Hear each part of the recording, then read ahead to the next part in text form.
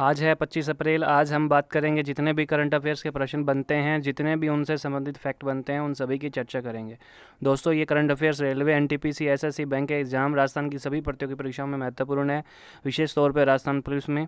सुबह जल्दी उठकर करंट अफेयर्स का टारगेट बनाएं, वीडियो देखकर नोट्स बनाएं। आज हमारी इस वीडियो का टारगेट है 100 लाइक्स का, तो वीडियो को जरूर लाइक करें, अच्छी लगे तो शेयर करें। चैनल पर अभी तक नए हैं तो सब्सक्राइब करें हमारे चैनल को। नमस्कार दोस्तों, मैं हूं राकेश, आप देख रहे हैं 2 फॉर द स्टडी ऑफिशियल। बात करते हैं आज के पहले क्वेश्चन की।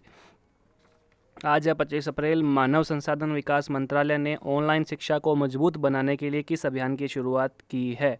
मानव संसाधन विकास मंत्रालय MHRD ने ऑनलाइन शिक्षा को मजबूत बनाने के लिए किस अभियान की शुरुआत की है, आपको बताना है।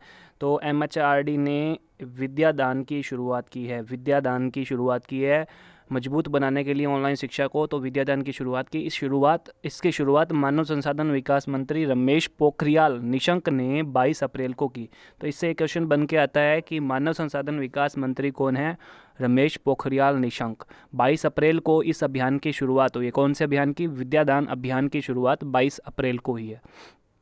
इस अभियान का उद्देश्य है कोरोना वायरस के संक्रमण को रोकने के लिए विभिन्न ऑनलाइन एजुकेशन प्लेटफॉर्म पर गुणवत्तापूर्ण डिजिटल पाठ्य सामग्री उपलब्ध करवाना है। विभिन्न ऑनलाइन एजुकेशन प्लेटफॉर्म पर गुणवत्तापूर्ण यानी अच्छे तौर पर डिजिटल पाठ्य सामग्री उपलब्ध करवानी है। आइए बात करते हैं विद्यादान के बारे में। विद्यादान क्या है? यह एक राष्ट्रीय कार्यक्रम है जिसके तहत विभिन्न शिक्षाविदों और संगठनों को पाठ्यक्रम के अनुसार ई-लर्निंग सामग्री विकसित करने और इसमें योगदान देने के लिए जोड़ा जाएगा।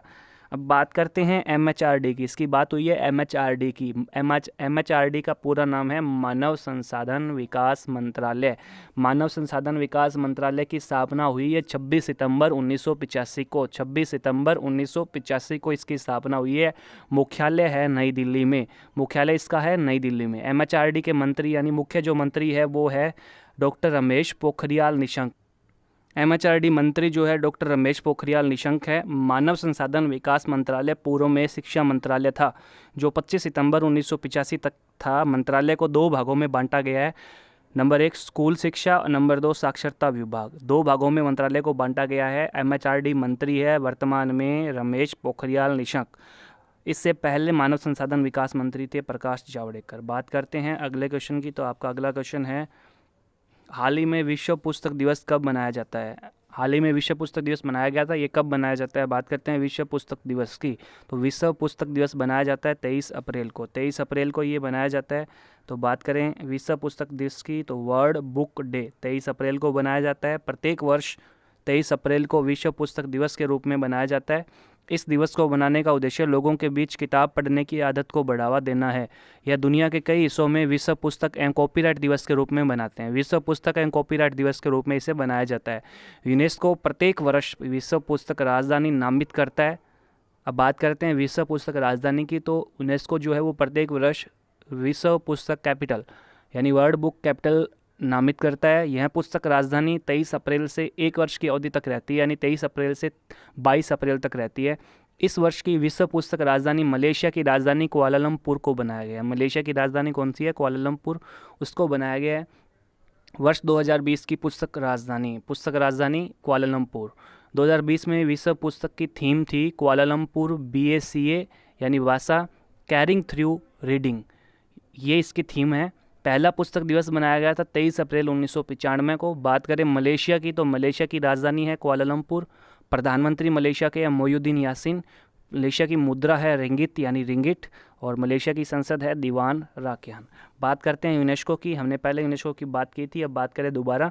तो यूनेस्को का पूरा नाम है United Nations Educational Scientific and Culture Organization. UNESCO के वर्तमान में अध्यक्ष है आंद्रे अजोले। यूनेस्को की स्थापना हुई थी 16 नवंबर 1945 को। यूनेस्को का जो मुख्यालय है वर्तमान में वो है पेरिस में। पेरिस किसकी राजधानी है? फ्रांस की। फ्रांस की राजधानी पेरिस में यूनेस्को का मुख्यालय है। 23 अप्रैल को संयुक्त राष्ट्र अंग्रेजी भाषा दिवस भी मनाया जाता है। यानी 23 अप्रैल की हमने 2 दिवसों की बात की है। नंबर 1 23 अप्रैल को विश्व पुस्तक दिवस मनाया जाता है। नंबर 2 23 अप्रैल को संयुक्त राष्ट्र अंग्रेजी भाषा दिवस भी मनाया जाता है। बात करते हैं अगले क्वेश्चन की। तो अगला क्वेश्चन है आपका, भारतीय बैडमिंटन खिलाड़ी जिन्हें विश्व बैडमिंटन महासंघ के IM बैडमिंटन जागरूकता अभियान का एम्बेसडर चुना गया है। भारतीय बैडमिंटन खिलाड़ी आपको बताना है कौन से हैं जिन्हें विश्व बैडमिंटन महासंघ के IM बैडमिंटन अभियान का एम्बेसडर चुना गया। IM बैडमिंटन अभियान जो है वो BWF के द्वारा चलाया गया है। BWF यानी बैडमिंटन वर्ल्ड फेडरेशन के द्वारा। तो ये खिलाड़ी है PV संधू। PV संधू को चुना गया है IM बैडमिंटन का एम्बेसडर। ठीक है, बात करते हैं BWF की। तो BWF का पूरा नाम है badminton world federation. Badminton world federation स्थापना BWF की हुई है 1934 में। मुख्यालय है कुआलालंपुर मलेशिया में। BWF का मुख्यालय है कुआलालंपुर मलेशिया में। मलेशिया की राजधानी है कुआलालंपुर। अध्यक्ष है BWF के वर्तमान में पॉल एरिक होयर BWF के वर्तमान में अध्यक्ष है। PV संधू की बात करें तो PV संधू विश्व बैडमिंटन चैंपियन बनने वाली पहली भारतीय है। PV संधू का संबंध है बैडमिंटन से। बात करते हैं अगले क्वेश्चन की। तो अगला क्वेश्चन आपका, राष्ट्रीय पंचायती राज दिवस कब बनाया जाता है? राष्ट्रीय पंचायती राज दिवस कब बनाया जाता है ये आपको बताना है। तो ये बनाया जाता है 24 अप्रैल को। 24 अप्रैल को राष्ट्रीय पंचायती राज दिवस यानी 24 अप्रैल यानी कल के दिन पंचायती राज दिवस बनाया गया था 24 अप्रैल। पहला पंचायती राज दिवस बनाया गया था 2010 में। जनवरी 1957 में बलवंत राय मेहता समिति की सिफारिश पर पंचायती राज व्यवस्था की स्थापना की गई थी। 73वें संविधान संशोधन 1992 ने संविधान में एक नया भाग 9 जोड़ा। पंडित जवाहरलाल नेहरू। बात करते हैं भारत में पंचायती राज व्यवस्था की शुरुआत कहाँ से हुई? तो भारत में पंचायती राज व्यवस्था की शुरुआत हुई थी राजस्थान से। राजस्थान के नागौर जिले से। किसने शुरुआत की, किसने उद्घाटन किया? पंडित जवाहरलाल नेहरू ने। कब किया? 2 अक्टूबर 1959 को। तो राजस्थान पहला राज्य था जहां पंचायती राज व्यवस्था लागू की। दूसरा राज्य था आंध्र प्रदेश। वर्तमान में पंचायती राज मंत्री की बात करें तो वर्तमान में भारत के पंचायती राज मंत्री है नरेंद्र सिंह तोमर। बात करते हैं अगले क्वेश्चन की। ये था पंचायती राज दिवस 24 अप्रैल। इससे पहले थोड़ा सा मैं आपको बता देता हूँ कि वर्तमान में पंचायती राज व्यवस्था मेघालय, नागालैंड और मिजोरम को छोड़कर, ये 3 राज्य बता रहा हूँ, मेघालय, नागालैंड और मिजोरम, इन तीनों को छोड़कर सभी राज्यों में लागू है। पंचायती राज व्यवस्था मेघालय, नागालैंड और मिजोरम को छोड़कर सभी राज्यों में लागू है। बात करते हैं अगले क्वेश्चन की। तो हाल ही में उषा गांगुली का 23 अप्रैल 2020 को कोलकाता में निधन हो गया। वो किस क्षेत्र से संबंधित थी? हाल ही में उषा गांगुली का 23 अप्रैल 2020 को निधन हुआ है कोलकाता में।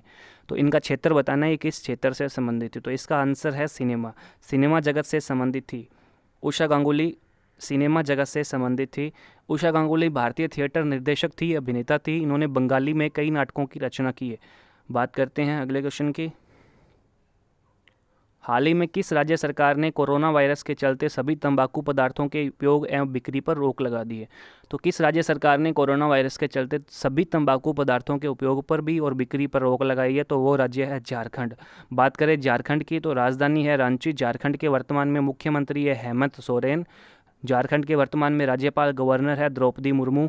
लोकसभा की सीटें आती है 14 और कुल जिले झारखंड में है 24। बात करते हैं अगले क्वेश्चन की। तो अगला क्वेश्चन आपका, हाल ही में केंद्र सरकार ने स्वास्थ्य कर्मियों पर हो रहे हमलों के चलते एक अध्यादेश जारी किया जिसके तहत अब दोषियों को कितने साल तक की सज़ा हो सकती है?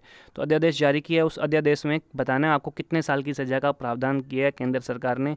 तो इसका आंसर है 7 साल। 7 साल की सज़ा हो सकती है अगर स्वास्थ्य कर्मियों पर हमला होता है तो।